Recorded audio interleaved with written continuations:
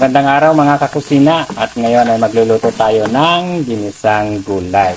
At syempre, ang una natin ginawa ay nagsangkotsa tayo ng bawang at sibuyas. Then isinunod natin inilagay yung ating karne.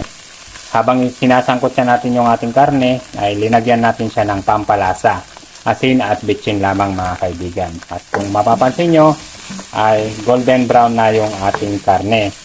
At ngayon, ang gagawin natin ay isusunod na natin na isasangkutsa yung ating gulay. Ayan.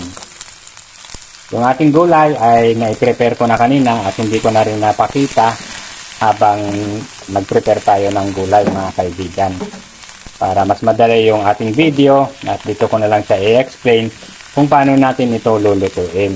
So ayan, meron tayong bawang, talong, kalabasa, okra, sitaw, at tawag namin dito sa amin ay pinakbet ng tubig.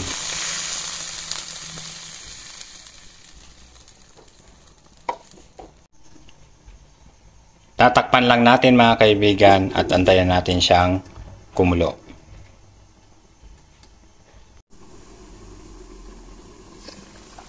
Ayan na mga kaibigan ang bango ng ating niluluto.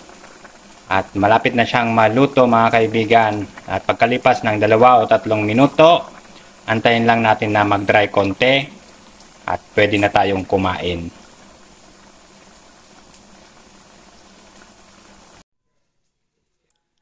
Salamat sa inyong panonood. Kain na po tayo.